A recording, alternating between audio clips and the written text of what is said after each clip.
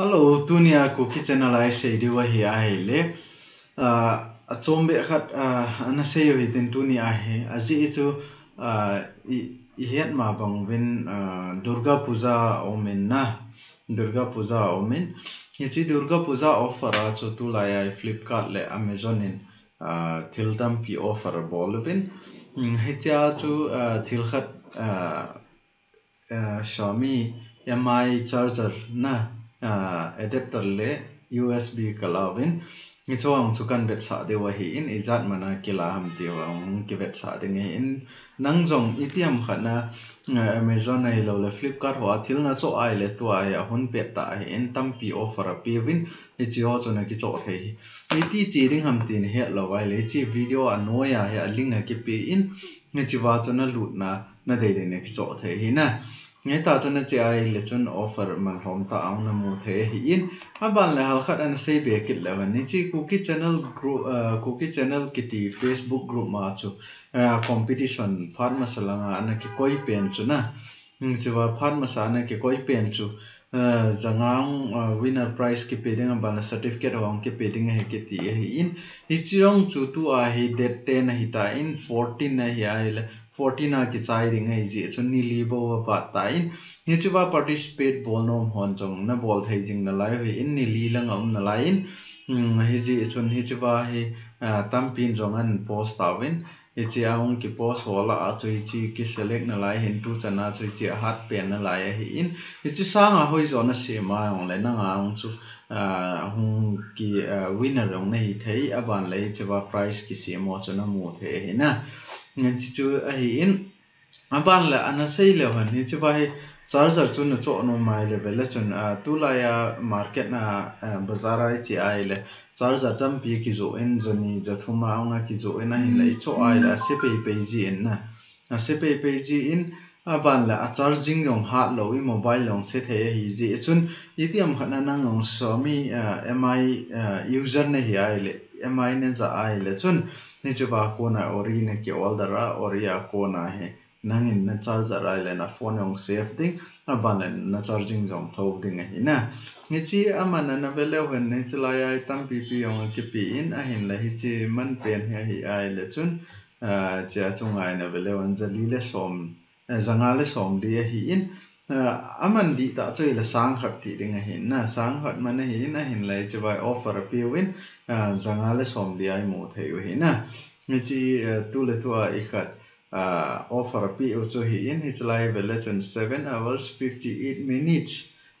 ti hi ba hi in hi chu bai nang in jong nan no mai le na ki order thei jing hi na na cha link na he link na to ya hi chu bai direct a lu ning na ti le video hi anoi la nga chu ga ven lang si mo ra chu lu la chun na link a ki pi in hi chu lai chu na click ai le chu lai direct a na lu jeng the hi apa le chu lai a he tu la ya phone min thang ma ga ke tela tha ang so tha pana hi in dang ho company dang ho to te le chun a facility hi vele chun a ho ya ho ye chi ba hi a facility vele hen 32 GB internal storage hi in abala camera 12 plus 5 ti chu anung langa camera ni ho hi in chlai vele chun camera ni min abala fingerprint yong kinin khuna khona hon the hin fingerprint a khona hon the hin abala battery ga sei level na battery ong he 4000 mAh na 4000 hi in abala processor ga sei level ni chbai 625 octa core hi in snapdragon octa core 625 octa core processor hi in hoi ta hi in abala as memory slot ai le 2+1 ti chu nia chu sim ke koi thei aban le khatna chu memory card koi thei ti na hi na aban le chi 4G support hi in ani ni 4G support hi in hi chi hoi ta hi in aman jong thong ta hi chi to bang hi company danga vele chon som ni ai lo la som la sagi som la ko ti hola hung hling ding hi in a hin lai chalaya hi som la khat bo wa na mu the hi na offer hi chalaya aman di ta chei le 12,000 ti ding ai jing cheng khat bo akisamin in la hi chwa hi sang khat chlai yang hi movin you save 1000 akitin hi chlai 8% off apivin hi chi chan soi ta hin chi to bang chan so hi kemo mu zep zep lo hi in kum khana khat vei bo wa bol lo hi in aban la noi la ngai ana ve su pi leo chun chlai a camera ai khat a camera chu ai le 12.5 megapixel hi in aban la anung langa chu 16 ile kilo anung langa pe na chu hi le izat ham 5 megapixel front na abal anung langa hi ai le 12 plus 5 megapixel hi na abal la hi chi phone hi khana face lock ong hi thein face unlock ti chu AI face unlock na mai tai nei khana selfie tai ma na bola hi chiong chu unlock na bol the hi in hi chawa hi na ve thein 2 plus 1 card slot a hi in hi cho hi in hi chi hoi ta phone hi in aman jong hom cha hi na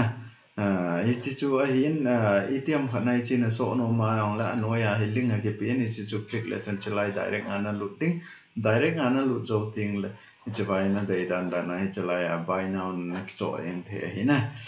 chi chu al chai ga sei te wi tin tu hin ga ve within kyon call the pen to EPM charger le charger hi in adapter le USB na hi chu min thang ama hi union bank manager hi in aman hi chi hindi pawa an explain ding hi na hi chu ana ve wi te tu hi हो गया रिकॉर्ड अच्छा ये केबल है क्या तो हम MI का ऑर्डर किया था ये कहाँ से किया है mi.com से किया है ये है चार्जर शायद ये और इसका USB केबल है तो हम देखते हैं कितना स्टार रेटिंग हम दे सकता है तो पैकिंग अच्छा है ये रिव्यू पैकिंग ठीक है और इसका पैकिंग भी सेटिस्फैक्टरी है सो इसको खोलने के लिए पेन में खोलने लग जाएगा तो you have to use something like jugaad करना पड़ेगा YouTube में डाल दो आपको पैसा मिलेगा ठीक है ना तो देखिए ये ओपन करने में it's very easy to open like this और सील है इट्स टोटली सील है प्लीज कैप्चर ये पूरा टोटली सील है the seal has been broken तो हम खोलते हुए देखो सबसे पहले तो इसका एक इंस्ट्रक्शन आता है यहाँ पे वो ओरिजिनल लग रहा है हमको बाकी सामान सेट है I am looking for some MI का कोई है हाँ इसमें लिखा है Xiaomi एडेप्टर तो ये MI का प्रोडक्ट है इसका श्योर तो USB केबल है आपका 2A फास्ट चार्ज है तो it's good one very compatible ये भी पूरा सील पैकेट में है तो हम इसको खोल के देखते हैं यहाँ पे इजीली ओपन आप पेन डालते तो पूरा खुल जाता है तो पैकिंग तो सेटिस्फैक्टरी अभी तक लग रहा है वाह इट्स अ गुड केबल तो है इसका सो आप लोग जब चार्जर लेता है तो ये 120 सेंटीमीटर का है प्लस इसमें प्लस पॉइंट क्या है ये 2A फास्ट चार्ज है तो ये बहुत अच्छा चीज़ होता है ये आपको चार्जिंग करने में 40 मिनट लगेगा एक फ़ोन को फुल करने के लिए तो ये काफ़ी लंबा है तो आप यहाँ पे लगा के भी आप फ़ोन में बात कर सकता है लेकिन चार्जिंग करने के टाइम पे फ़ोन पे बात करना है अवॉइड कीजिएगा अभी तक तो अच्छा चल रहा है so I think this is satisfactory second review आएगा आफ्टर 1 month ऑफ यूज उसके बाद हम दोबारा रिव्यू देते हैं थैंक यू सो मच